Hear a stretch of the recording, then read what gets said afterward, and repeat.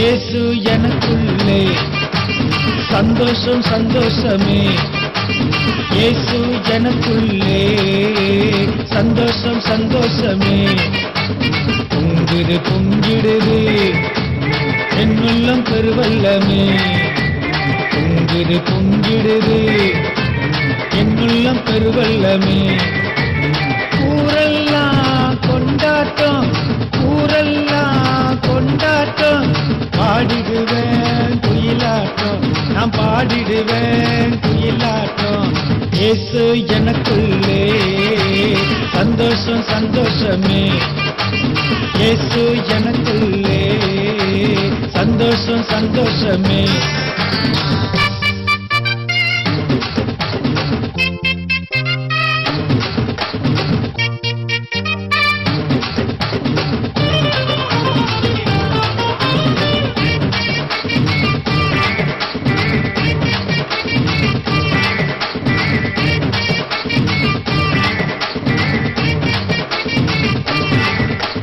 பாவத்திலே வந்தேனுங்க, பாவியான மனுஷனுங்க. பாவத்திலே வந்தேனுங்க, பாவியான மனுஷனுங்க. இயேசு என்ன தொட்டாருங்க, இயேசு என்ன தொட்டாருங்க. தப்பு பண்ண முடியலங்க, இப்போ தப்பு பண்ண முடியலங்க. இயேசு எனக்குள்ளே சந்தோஷம் சந்தோஷமே. இயேசு எனக்குள்ளே சந்தோஷம் சந்தோஷமே.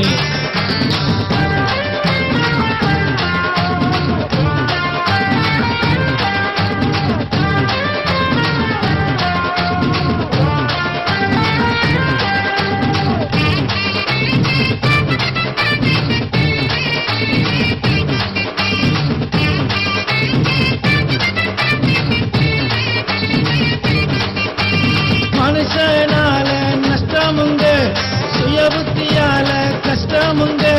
மனுஷனால நஷ்டமுங்க, சுயபுத்தியால கஷ்டமுங்க. இயேசு சொன்ன வார்த்தையால, இயேசு சொன்ன வார்த்தையால அமோகமான லாபமுங்க, அமோகமான லாபமுங்க. இயேசு எனக்குள்ளே சந்தோஷம் சந்தோஷமே. இயேசு எனக்குள்ளே சந்தோஷம் சந்தோஷமே.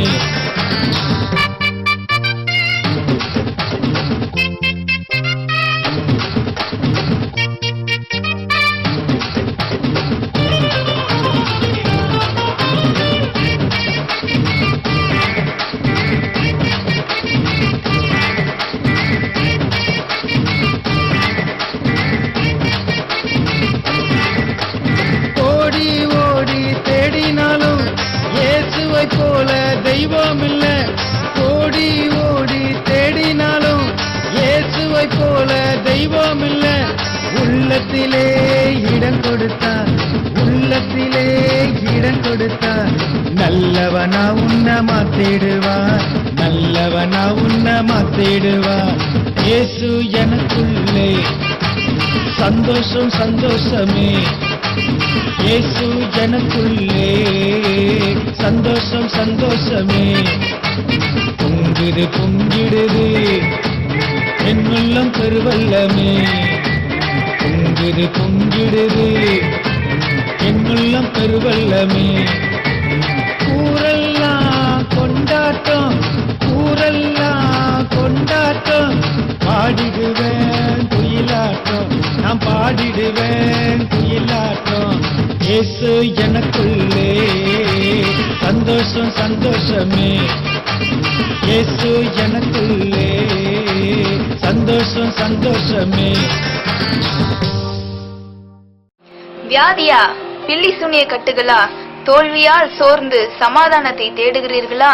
உங்களுக்கு தேவனிடத்தில் பிரார்த்தனை செய்ய நாங்கள் காத்திருக்கிறோம்.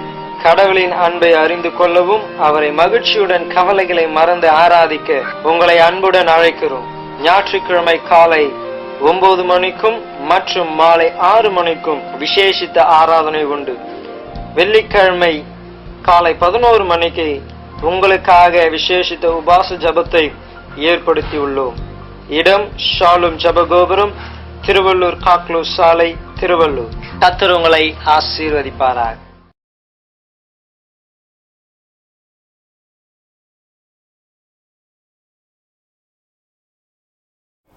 எல்லோருக்கும் வணக்கம். கர்த்தர் பரிசுத்த நாமத்தினால் இன்று உங்கள் மத்தியில் நான் தேவ செய்தியை பகிர்ந்து கொள்ளபடி எனக்கு அழைப்பதில் வந்ததுக்காக ஆண்டருக்கு மிக சோத்திரமாக ஆண்டருக்கு நன்றி செலுத்துகிறேன். நான் மலேசியா நாட்டிலிருந்து வந்திருக்கிறேன். என் பேர் டேனியல் மோகன். இதுதான் என் முதல் பயணம் மலேசியாவுக்கு வர்றதுக்கு. நான் மலேசியா நாட்டுக்கு இருந்து இந்த நாட்டுக்கு வரும்போது, அதாவது முதலாக நான் ஏர்போர்ட் விட்டு வெளியாகும் போது இங்கே உள்ள மக்களெல்லாம் நான் பார்த்தேன். அவர்கள் பட பாடுகளெல்லாம் நான் பார்த்தேன், கஷ்டங்களை பார்த்தேன். அவர்கள் ஒவ்வொருத்தரும், பெண்களும் ஆண்களும் சிறுவர் கொண்டு வயதானவர்களுக்கும் பாடுபடுவதை கண்டேன். என் மனது அவங்களெல்லாம் நோக்கி மிகவும் வேதனையாக இருந்தது. ஆண்டவரே, ஏன் ஆண்டவரே இந்த நாட்டில் மனிதர்கள் இவ்வளோ கஷ்டப்படுகிறார்கள் ஆண்டவரே? அவர்களெல்லாம் உமது கிரியைகள் அல்லவா? ஏன் ஆண்டவரே இவர்கள் இவ்வளோ பாடுபடுகிறார்கள் என்று மனம் உருகி அவர்களுக்காக ஜெபிக்கும் வேளையில் ஆண்டு ஒரு சில காரியங்கள் வெளிப்படுத்தினார். அதாவது இன்று நம் மத்தியில் அநேக நோய்கள் உள்ளது. மருத்துவர்கள் அந்த நோய்க்கு ஒரு தீர்ப்பும் காணாதபடிக்கு அநேக நோய்கள், பேரில்லாத நோய்கள், மருந்தில்லாத நோய்கள். அதே வேளையில் எத்தனையோ குடும்பத்தில் நிம்மதி, சந்தோஷம் இழந்து போயிருக்கிறார்கள். கணவரால் சந்தோஷம் கிடையாது, பிள்ளைகளால் சந்தோஷம் கிடையாது, வருவாய் இல்லை. உழைக்கும் போது அதில் வர வருவாய் மிகவும் குறைவாக இருக்கின்றது. அதனால் சந்தோஷம் இழந்து குடும்பத்தில் ஒருவர் தாழ்த்தி கொண்டு ஒருவர் எரிச்சலான ஆவி கொண்டு வாழ்ந்து கொண்டிருக்கிறார்கள். இதுக்கெல்லாம் மூல காரணம் ஒரே ஒரு காரணம்தான். அதாவது வேதத்தில் சொல்லப்பட்டிருக்கு, நீதிமொழிகளில் 18வது அதிகாரத்தில் 21வது வசனத்தில், அதாவது மரணமும் ஜீவனம் நாவின் அதிகார பிரியப்படுவர்கள் அதன் கனியை புசிப்பார்கள். நாவில் 2 விதமான நாவு இருக்கின்றது. ஒன்று நெகட்டிவ் பண்ணுவாங்க, அதாவது கழித்தல். மற்றொன்று பாசிட்டிவ் பண்ணுவாங்க, அதை கூட்டல். இன்று நான் உங்கள் மத்தியில் இந்த நெகட்டிவான இந்த நாவை பற்றி சில காரியங்கள் உங்கள்கிட்ட நான் பேச போகிறேன். அதாவது இந்த கழித்தல் என்ற நாவு பேசுகிற ஒவ்வொரு வார்த்தையும் சாபத்துக்குரிய வார்த்தைகள். சாபங்கள் என்றால் என்னென்றால், இன்று நம் மத்தியில் பேசப்பட வார்த்தைகள், இந்த நாவின் வார்த்தைகள் ஒரு கொடிய விஷம் போனது. அதில் வாழ்வும் இருக்கு, சாவும் இருக்கு. நீங்கள் நன்மையாக ஒரு காரியம் பேசும்போது அந்த வார்த்தையானது போய் ஒரு சரித்திரத்துக்கு போய் அவங்களுக்கு எவ்வளோ உற்சாகமும் அதே நேரத்தில் எவ்வளோ சந்தோஷத்தையும் அதோட நம்பிக்கையும் கொடுக்கின்றது. இதே வார்த்தையை நீங்கள் அவங்களை தாழ்த்தி பேசும்போது, அவங்களுக்கு கேவலமான ஒரு வார்த்தையில் பேசும்போது, இதே வார்த்தை அவங்க சரித்திரத்தில் போய் அவங்களுக்கு அதிகமான கோபத்தையும் தவறான காரியங்களில் ஈடுபட மாதிரி, அதாவது வாழ்க்கையே இழக்கிற நிலைமைக்கு வருகின்றது. இதெல்லாம் நீங்கள் நடைமுறையில் இதெல்லாம் நீங்கள் பார்த்திருப்பீர்கள். ஏன் இந்த சாபங்கள் எங்கிருந்து வந்தது? இந்த சாபங்கள்லாம் நம் நாவால் வந்தது தான். அதாவது பிறரால் நம்ம சபிக்கப்பட்டிருக்கிறோம். நம் பெற்றோர்கள் பிறரை சபிச்ச சாபங்கள், நம் முன்னோர்கள் சபிச்ச சாபங்கள், நம்ம பேசின வார்த்தை நம்ம சபிச்ச மற்றவங்களுக்கு சாபங்கள். இந்த சாபங்கள் எல்லாம் ஒன்றாக கூடி மனிதன் வாழ்க்கையில ஒரு கொடிய நோயாக மாறிவிட்டது. நீங்கள் கேட்கலாம், இயேசு கிறிஸ்து நமக்காக ஒரு பரிசுத்த ஆட்டுக்குட்டை போல அடிக்கப்பட்டு நம்ம நோய்கள், நம்ம தெலும்புகள் எல்லாமே அந்த சிலுவையில அடிக்கப்பட்டது என்று சொல்லுகிறார், வேதம் சொல்லுகிறது. அப்படி இருந்து நமக்கு ஏன் இன்னும் இந்த நோய்கள்லாம் நம்ம தேடி வந்து கொண்டு இருக்கிறதுனா இந்த சாபம் தான் ஒரே காரணம். இந்த சாபத்தை நம்ம நீக்க நம்ம கற்றுக்கொள்ளணும். அது கற்றுக்கொள்றதுனா ஒரு மனிதனோட அன்பு வேணும். அன்பு தான் இயேசு கிறிஸ்து. இயேசு கிறிஸ்து நமக்குள் ஜீவிக்கிறார் என்றால் நிச்சயமா அந்த அன்பு நமக்குள்ள இருக்கும். அதுக்கு இது குறித்து ஒரு உதாரணம், இந்த சாபத்தை குறித்து ஒரு உதாரணம், ஒரு சின்ன உண்மையாக நடந்த ஒரு காரியத்தை உங்ககிட்ட நான் பகிர்ந்து கொள்ள ஆசைப்படுகிறேன். அதாவது மலேசியா நாட்டில் நான் ஒரு சின்ன ஹோட்டல் வைத்திருந்தேன். அந்த ஹோட்டல் வரிசையில் 10 இஸ்லாம்காரர்கள் இருந்தாங்க. அதாவது 10 ஹோட்டலுங்க. அதில் 9 இஸ்லாம்காரர், நான் ஒண்டி தான் ஒரு ஹிந்துவாக இருந்தேன். அந்த நேரத்தில் நான் ஒரு ஹிந்துவாக இருந்தேன். அப்பொழுது என்னோட பக்கத்து ஹோட்டல்காரங்க வந்து ஒரு பெண்மணி இருந்தாங்க. அவங்களுக்கு வயது சுமார் ஒரு 50 வயதுக்குள்ளார இருப்பாங்க. அவங்க வந்து ஒரு பெரிய பிஸ்டா மாதிரி அந்த எல்லைக்கே வந்த பெண்மணி தான். அவனும் அவங்க சண்டையில் ரொம்ப கெட்டிக்காரவங்க. அவங்க பேசுகிற வார்த்தைலாம் வந்து மனிதர் கேட்கவே முடியாது. அதாவது அவங்க ஹோட்டலில் சாப்பிட்ற ஒரு சாப்பிட வந்த ஒரு சகோதரியோ மறுநாள் பக்கத்தில் உள்ள ஹோட்டலில் சாப்பிடும் போது அவங்க வெளியே வந்து அங்கிருந்து வந்து வாயில் வந்த வார்த்தைகள் கூட ஏசுவாங்க. ரொம்ப சபிப்பாங்க. டே இன்னைக்கு அங்கே போறியாடா, நாளைக்கு என் இடத்துக்கு வந்து ஆகணும், அப்படியெல்லாம் ரொம்ப ஒரு கேவலப்படுத்துவாங்க. கேவலப்படுத்தி மற்றவங்களை ஏபரத்தெல்லாம் ரொம்ப சீரழிப்பாங்க. தான் நல்லா இருக்கணும்னு சொல்லி ரொம்ப ரொம்ப ரொம்ப ரொம்ப ரொம்ப வேதனைப்படுத்துவாங்க எல்லாரையும். அதில் பாதிக்கப்பட்ட நானும் ஒருவன் தான். அப்பொழுது மறுநாள் அவர்கள் மீண்டும் அந்த ஹோட்டலுக்கு வரும்போது அந்த பெண்மணினால அவங்க வந்து அந்த எல்லையே தாண்டி போயிடுவாங்க. அந்த மற்ற கடைகளுக்கும் மற்ற ஹோட்டல்களுக்கும் வரமாட்டாங்க. இது ஒரு பெரிய ஒரு வேதனையாக இருந்தது. அது இல்லாதபடிக்கு அவங்க வந்து ரொம்ப மந்திரங்கள் இல்லை, அதாவது மற்றவர்கள் வியாபாரம் நல்லா செழிப்பாக இருக்கக்கூடாதுன்னு சொல்லி பலவிதமான காரியங்கள் செய்து கொண்டிருந்தாங்க. இந்த போராட்டத்தில் எங்களால் வந்து அங்கே வியாபாரம் எதுவும் செய்ய முடியாமல் இருந்தது. ஏனென்றால் என் பிள்ளைகளெல்லாம் வந்து மேல் படிப்புக்கு போயிருந்தார்கள். நான் ஒரு உத்தியோகம் செய்து அதில் கிடைக்க வருவாயினால அவர்களை படிக்க வைக்க முடியாமல் நிலைமையாக இருந்தது. அதனால் நான் வியாபாரத்தில் போய் என் உத்தியோகத்தை ராஜினாமா பண்ணி வியாபாரத்தில் போய் இறங்கினேன். ஏதோ அதில் கிடைக்கிற காசுங்க அவங்கள எல்லாம் படிக்க வைக்கலான்னு சொல்லி. ஆனால் என் நிலைமை கூட அவங்க புரிஞ்சிக்காதபடிக்கு என்னை ரொம்ப ரொம்ப ரொம்ப ரொம்ப இழிவுபடுத்தினாங்க. நான் அவங்க மத்தியில் இருக்க வேலையில் தான் நான் ஆண்டரை ஏற்றுக்கொண்டேன். நான் அதாவது ஆண்டர் உண்மையான தேவன் என்று சொல்லி பல விதமான அற்புதம் அடையாளத்தினால் நான் ஆண்டரை ஏற்றுக்கொண்டேன். அப்பொழுது நான் ஏற்றுக்கொண்ட வேதத்தில் படித்த காரியங்கள் வந்து தேவன் சொல்கிறார், உண்மை யார் ஒருத்தர் சபிக்கிறார்களோ அவர்களை மன்னித்து அவர்களுக்காக ஜெபம் செய்யன்னு. ஆனால் நான் தினமும் அவர்களுக்காக ஜெபம் செய்தேன். ஆனால் இருந்தாலும் அவங்களுக்குள்ள இருக்க அந்த ஆங்காரமான அந்த ஆவிகள் வந்து மேலும் மேலும் எங்கள் ஜீவித்தை வந்து ரொம்ப அலக்கடித்தது. அப்போது அந்த இடத்தை விட்டே நாங்கள் வெளியாகிற ஒரு காரியம் இருந்தது. அதாவது இனி இந்த இடத்துல நம்மளால் வந்து எந்த ஒரு உத்தியோகம் செய்ய முடியாது, பிழைக்க முடியாது, நம்ம அந்த ஊரை விட்டு கோலாலம்பூர் என்ற தலைநகருக்கு போயிடலாம் அப்படின்னு முடிவு செஞ்சு தலைநகருக்கு வந்துட்டோம். அங்கே வந்து என்கிட்ட பணம் வாங்கி ஏமாத்துறவங்க ரொம்ப இருந்தாங்க. என்னை ஏமாற்றி நடு தெருவில் விட்டு விட்டார்கள். ஆனால் என் தேவன் ரொம்ப நல்லவர். அங்கேயும் சில நல்ல உள்ளங்கள் இருந்ததாக எனக்காக தங்க வீடு கொடுத்து வாடகை இல்லாதபடிக்கு நான் வாழ்ந்திருந்தேன். ஆனால் நான் ஆண்டவர்கிட்ட கேட்பேன், ஆண்டவரே ஏன் ஆண்டவரே, நான் உமது பிள்ளை அல்லவா, நான் உமக்காக உண்மையாக இருக்கிறேனே, ஏன் ஆண்டவரே நான் இந்த ஊரில் வந்தும் நான் இப்படி கஷ்டப்படுகிறேன்னு. அது ஆண்டவர் வந்து நேரம் வந்த பிற்பாடு தான் அதை வெளிப்படுத்தினார். அதாவது நம்ம ஒரு இடத்துல உட்கார்ந்துருந்தோமா, ஆசீர்வாதம் நம்ம முன்னுக்கு இருக்கு, நம்ம பெற்றுக்கொள்ள முடியாது. நமக்கு வந்து சில ஒரு சூடான ஒரு காரியங்கள் நம் பின்பறம் வந்தாதான் நம்ம அந்த நாற்காலி விட்டு ஏந்திரிப்போம். ஏந்திரிச்சா நம்ம இப்போ பெற்றுக்கொள்ள முடியும். அதுபோல் இந்த சூடான இந்த காரியம் வந்து என்னோட பிரச்சனைகள். இந்த பிரச்சனைகள் ஆண்டவர் ஏன் அனுமதித்தார்னா, நீர் இந்த இடத்த விட்டு போய் அந்த ஆசிரியர் பெற்றுக்கொண்டாதான் நீ முன்னேறி வர முடியும்னு. ஆனால் ஆண்டரோட அன்பு என்னோட இருந்தவாசி இந்த கஷ்டமான சூழ்நிலையில் நான் எல்லாம் கடந்து வந்தேன். நான் ஏன் இந்த உண்மையாக நடந்தது கதையை சொல்கிறேன்னா, பிற்பாடு என் மகனுக்கு திருமணம் நாள் வந்தது. அதாவது சுமார் ஒரு 10 வருடம் ஆயிடுச்சு. மீண்டும் அந்த ஊருக்கு போய் அவங்களெல்லாம் மன்னிட்டு அவங்களுக்கு வரவேற்பு கொடுப்போம்னு சொல்லி பத்திரிக்கை எடுத்துகிட்டு போனேன். ஆனால் அங்கே போய் போன உடனே என் மனது மிகவும் ரொம்ப வேதனைப்பட்டது. அதாவது மனதே உடந்து விட்டது. அதாவது அந்த பெண்மணி வந்து ஒரு நாள் ஏசிக்கிட்டு இருக்கும் போதே அவங்க வாய் சட்டின்னு ஊமையாக போயிட்டாங்களாம். பாருங்க சாபம். அந்த ஊமையாக போன உடனே அவங்க என்ன ஆனாங்கன்னா, அந்த வேதனையிலே போய் உட்கார்ந்தாங்களாம். அவங்க இறந்துட்டாங்களாம். அவங்க இறந்த பிற்பாடு அவங்க மூத்த மகன் 1 மாதத்திலேயே ஒரு விபத்தில் இறந்துட்டாரு. இந்த மூத்த மகனும் அவங்க பிள்ளைகளெல்லாம் தாய் கூட சேர்ந்து பேசுவாங்க. அவங்க தாய் என்ன சொல்கிறாங்களோ அதே தான் செய்வாங்க. அவங்க தாய் எப்படி பேசுகிறாங்களோ அப்படி தான் பேசுவாங்க. பிற்பாடு மற்றும் ஒரு மகன் ட்ரக்கில் சம்மந்தப்பட்டு, போதைப் பொருளில் சம்மந்தப்பட்டு ரொம்ப ஒரு பலகீனமாகி அவனும் இறந்து விட்டான்னு கேள்விப்பட்டேன். அதுக்கு கீழே உள்ள மகன் அந்த ஹோட்டல் அவன் பார்வையில் தான் ஓடிக்கொண்டிருக்கிறது. அவன் திருமணம் பண்ணி 2 நாள்லயே மனைவி அவனோட வாழ முடியாதுன்னு போயிட்டாங்களாம்.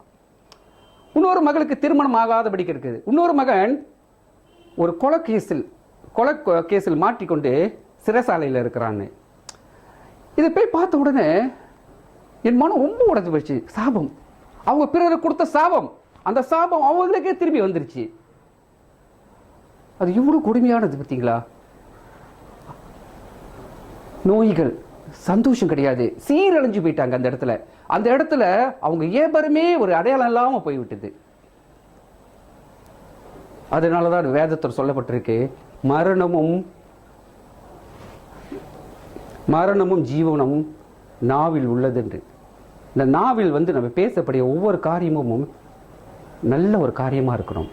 இந்த நாவை வீணா நம்ம பயன்படுத்தக்கூடாது. ஏன்னா வேதத்தில் யோவான் 1:1 சொல்லப்பட்டிருக்குது, ஆரம்பத்தில் வார்த்தை இருந்தது, அது தேவன் இடத்துல இருந்தது, தேவனாக இருந்தது.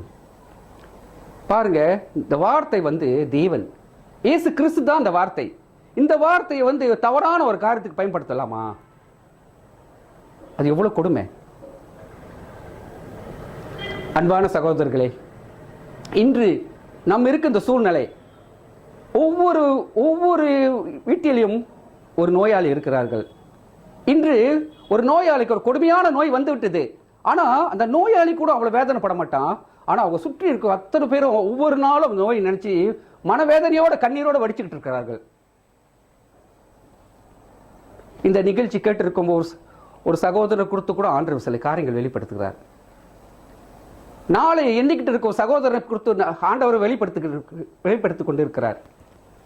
சகோதரனே, நீ எது கண்டும் கலங்காதே, உன் மனதை இயேசு கிறிஸ்துக்கு திறந்து கிடு. அவர் உன் உள்ளத்தில் குடியேறட்டும். அவர் அந்த அற்புதத்தை செய்வார். இயேசு கிறிஸ்து நம்பி வருவர் ஒரு நாள் கைவிடுவதில்லை. முதலாக நீங்க தெரிந்து கொள்ள வேண்டிய ஒரு முக்கியமான காரியம் என்னென்றால், எப்போஸ்தலர் நிர்வாகம் எழுதிய அதிகாரத்தில் 16வது அதிகாரத்தில் 26வது வசனத்தில் சொல்லப்பட்டிருக்கு, கிறிஸ்துவர்கள் என்ற ஒரு மதம் கிடையாது, அது எந்த மதமும் கிடையாது. யார் ஒருவன் கிறிஸ்து போல பின்பற்றி நடக்கிறானோ அவன்தான் கிறிஸ்துவன். கிறிஸ்துவங்கள் பேர் சொல்லிக்கிட்டு அநேகர் இருக்கிறார்கள். அதில் யார் உண்மையிலே இயேசு கிறிஸ்து போல பின்பற்றி நடக்கிறார்கள், அவர் அன்பு, பிறருக்காக அந்த ஏக்கம், இதெல்லாம் யார்கிட்ட இருக்கு? அவன் ஒருவன் தான் கிறிஸ்டியன் என்று அழைக்கப்படணும். அதனால் இது எந்த மதமும் கிடையாது, இது குறித்து எதுவுமே கிடையாது. உண்மையா ஜீவிக்கிறவன் தான் ஒரு கிறிஸ்தவன். இன்று இயேசு கிறிஸ்து உங்க மத்தியிலும் உங்களோட பேசிக்கொண்டு தான் இருக்கிறார். நீங்க இருக்க குழப்பத்தை அவரு உங்க ஆத்மா கூட பேசிக்கிட்டு இருக்கிறார். சிறிது நேரம் உன் கண்களை மூடி அவரிடம் உங்களை ஒப்புக் கொடுங்கள். நீங்கள் அந்த அற்புதத்தை பார்ப்பீங்க. ஏன்னா என் வாழ்க்கையிலையும் நான் ரொம்ப அற்புதங்கள்லாம் பார்த்துருக்கிறேன், எவ்வளோ பாடுகளெல்லாம் கடந்து வந்திருக்கிறேன். ஆனால் ஒவ்வொரு பாடுவான நேரத்திலையும் நான் எந்த மனிதரையும் பார்க்கறதில்லை, அவர் ஒன்றியே நோக்கி பார்க்கிறேன் விசுவாசத்தோட. அந்த விசுவாசம் அவரை நோக்கி பார்க்கும்போது அவர் எல்லா என் தேவைகளையும் சந்தித்தார். அதே நேரத்தில் பிறருக்காக நம்ம பாரம் சுமக்கும் போது, அதாவது பிறர் கஷ்டப்படும் போது, அவர்களுக்காக நம்ம ஜெபிக்கும் போது, நமக்கு என்ன தேவையோ நம்ம தேவன் நம்மளை அது சரியான நேரத்தில் செய்து கொடுப்பார். அன்பான சகோதரர்களே, கஷ்டங்கள் பூமியில் இயற்கையான ஒரு காரியம். இந்த நிகழ் உலகத்தில் நம்ம என்ன செய்கிறோமோ, என்ன பாடுபடுறோமோ, அதெல்லாம் இந்த உலகத்தோடு தான். நமக்குன்னு ஒரு நித்திய ஜீவன் அங்கே இருக்கிறது. அந்த நாள் வர வரைக்கும் இந்த பூமியில் இருக்கும்போது இந்த பாடுகளெல்லாம் சுமந்து தான் ஆகணும். ஏனென்றால் யார் ஒருவன் கஷ்டங்கள் பாடுகள் பின்பற்றி நடக்கின்றானோ, அது பாடுகளில் நீந்தி வருகிறானோ, அவன் ஒருவன் தான் தேவனோட கை கோர்த்து நடந்து கொண்டு இருக்கிறான் அர்த்தம். அதாவது தேவன் நோடு இருக்கிறார் என்று உறுதிமொழி. யார் ஒருவன் சொல்லுகிறானோ எனக்கு எந்த கஷ்டமும் கிடையாது, நான் நல்லா இருக்கிறேன்னு சொன்னா அதெல்லாம் பொய். தேவனுக்குள்ள ஜீவிக்கிறவர்கள் எல்லா பாடுகளும் அனுபவிச்சு தான் வரணும். அப்போதான் தேவன் நம்மளோட இருக்கிறார் என்று ஒரு முத்திரை எடுக்கிறார். தைரியமா இருக்கிறார். இன்னைக்கு ஆண்டவர் உங்களை விடுவிக்க போறார். இந்த நாள் ஒரு முக்கியமான நாள் உங்களுக்கு. இதோ உங்க மத்தியில நான் இன்னைக்கு தேவ செய்தி கொண்டு வருவேன்னு சொல்லி நான் எதிர்பார்க்காத ஒரு நாள். ஆனால் தேவன் கொண்டுட்டு வந்தார். அது ஏன்னு எனக்கு தெரியாது. ஆனால் அவருக்கு ஒண்டி தான் தெரியும். அவர் சித்தம் என்னன்னு அவருக்கு மட்டும்தான் தெரியும். ஏன்னா அவர் செய்ய போகிற காரியங்கள் வந்து பிறருக்கு செய்த மாதிரி உங்களுக்கு செய்ய மாட்டார். உங்களுக்கு எல்லாம் புதுதாகவே செய்வார். உதாரணம், வேதத்தில் சொல்லப்பட்டிருக்கு 3 குருடர்களுக்கு வந்து ஆண்டவர் சொஸ்தமாக்கினாருன்னு. அந்த 3 குருடர்களையும் அவர் 3 விதமாக சொஸ்தமாக்கினார். ஒருவரிடம் பேசினார், பார்வை கிடைத்தது. மற்றொரு தொட்டு ஜெபித்தார், பார்வை வந்தது. மூன்றாவதற்கு அந்த சகதியை எடுத்து கண்களை பூசினார், பார்வை வந்தது. அதனால் சகோதரர்களே, நீங்கள் எல்லோரும் பிறருக்கு கிடைத்த அந்த நன்மைகள் எனக்கும் இதே மாதிரி வேணும்னு கேட்க உங்களுக்கு எந்த அதிகாரமும் கிடையாது. ஏன் தேவன் நம்மளை படைத்தவர், அவருக்கு தெரியும் உங்களுக்கு எது எந்த நேரத்தில் எது தேவை என்று.